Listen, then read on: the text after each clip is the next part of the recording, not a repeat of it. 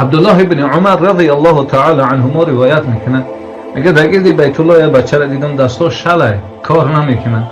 سوالش کردم بچم خیریت است؟ گفت حضرت جان جوان بودم پدرم نصیحت کرد پدرم زدم، بعد اون مادرم نصیحت کرد مادرم زدم. با پدر حج آمدیم، پدر طواف میکرد گرد بیت الله و یک دعای عجیب میکرد، خدایا ما پیر و ناتوان شدم، ما دیگه طاقت ضرب ولت فرزندم ندارم، همون قوه را در دستش دادی مرا میزنه، خدا جان همون قوه را دستش بگی دیگه مرا نزنه. با مجرد دعای پدر گفت هر دستم ای کار برم.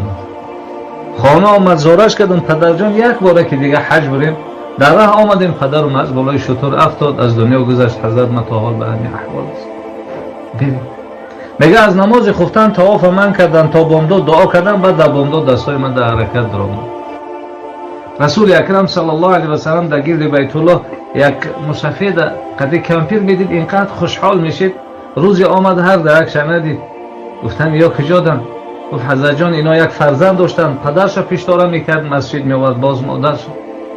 همون گفتن فرزند از دنیا گذشته است دیگه یا کسی ندارن مسجد بیارشون و از مسجد ببرشون.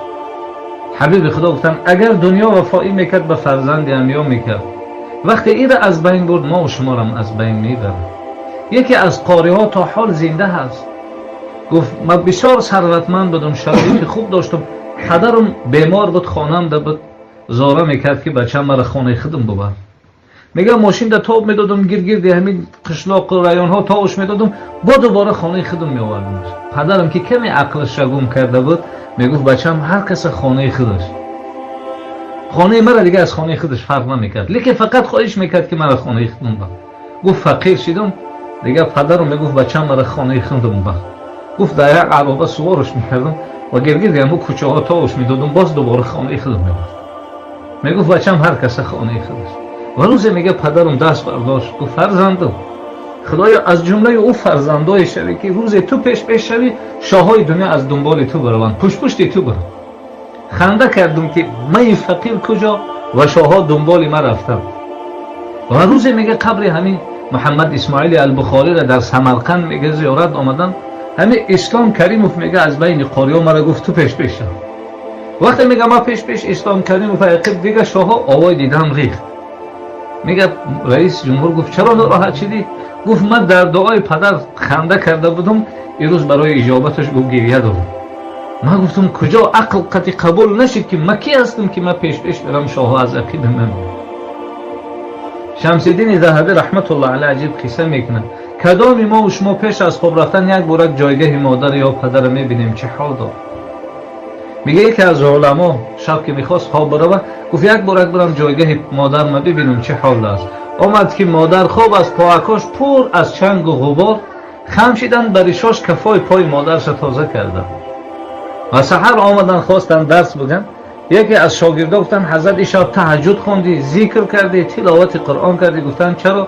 حضرت جان گفتن خواب دیدیم که ریشات پر از دور و مروارید است، از بریلیانت و سنگ‌های قیمت بها. گفت او خاک کفی پای مادرم. مادر تاب میخوره. ایمن میگه گفتم محمد بیا قبر مادر رو بکنیم. هر بار میگه حبیب خدا قبر مادر رو میکندن، خشششون در زمین میزدن، یک کلمه عجیب علم آور میگفتن اوچه جان، اوچه جان.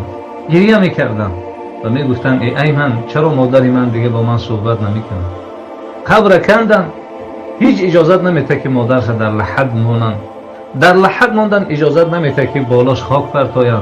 خاک پرتافتن. حبیب خدا از سر قبر مادر تا مکه مکرمه گریه کرده و روش از قبر مادرش نگرداند. و وقتی آمدن باباش دیدن که اینقدر حبیب خدا ناراحت است، گفتن محمد برای چی گریه میکنی؟ گفت که بابا جان چرا مادرم دیگه با من حرف نمیزنه؟ حبیب خدا گفتن باباش گفتن که یا محمد انا ابوک و امک، من هم پدر و هم بابات است. 2 سال دیگه با بابا ایستادم که بابا هم از دنیا گذشت. چقدر حبیب خدا یتیمی رو بالاشون آورد. رسول اکرم صلی الله علیه و سلم گفتن از اون نعمت‌هایی که در جنتن در دنیا دیده میشود این پدر و مادر. همون جینجه‌های روهای پدر رو میبینیم، مادر رو میبینیم، انا ما راههای به سوی جنت رفتن ما و شماست. علما میفرمایند در 3 حالت دعا قبول میشه. بعضی میگن در 5 حالت که حالت باران باریدن، یا حالتی که آب دیده در پره رخساره هست، یا حالتی که اذان میگن دعای اذان کردن است، یا در میعذاب همون نوشاره‌ای که در بیت الله هست آب میرزه رو پر روی همون حبیب خدا میگه بشین دعا بکنین الله قبول میکنه. یکی از دعاها قبول میشه که چهره پدر تا نگاه کن و چهره مادر تا نگاه کن دعا بکن الله قبول میکنه. رسول اکرم صلی الله علیه و سلم روز یک صحابه را دید که در ریشاش ملائکه ها بحث دارن. گفت بچه‌م این روز چه عملی خوبی را انجام دادی؟ گفت حضرت جان از کار آمدم پاکای مادر ما دیدم پر از چنگ و غبارن، خم شدم بر ایشان کفای پاش تازه کرد و آبای دیده حبیب خدا ریختن. و حضرت ابوهریره گفتن حضرت جان آیا قصه جوان شما را ناراحت کرد؟ گفت یا اباهیر نه، گفت کاش گفت مادری من زنده میشی، من به این ریشان میرفتم گفت کفای پاش تازه میکردم و این ثواب خدا را حاصل میکرد. حضرت عمر رضی الله تعالی عنه روایت میکنن میگه روز حبیب خدا را 62 ساله بود، یعنی یک سال پیش از وفاتش در یک سرزمین دیدم که حبیب خدا اینقدر ناله کرد که من یگان بار حبیب خدا را نالش ندیده بودم. گریه حبیب خدا تمام صحابه را میگه در گریه آورد. سوالش کردیم که حضرت جان خیریت باشه؟ گفت قبر پدر و مادرم هست. رسول اکرم صلی الله علیه و سلم چقدر ما شما را توصیه دادن و دعای عجیب هم میخونیم اللهم اغفر لی و لوالدی. خدا اول خودمون ببخش بعد از اون پدر و مادر. چرا اول خودمون؟ چرا اول پدر نه؟ چرا اول مادر نه؟ خدای ما را ببخش. چرا؟ تا دعای در حق پدر و مادر میکنم قبول شود. اگر مرا نبخشی دعام قبول نمیشه.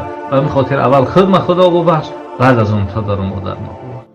السلام علیکم برادران و خواهران اسلامی. شخصانی که در ماه شریف رمضان میخواهند سفر به حج کنند یک ماه با نرخ ارزان $1900 از شرکت مهاجر تور است.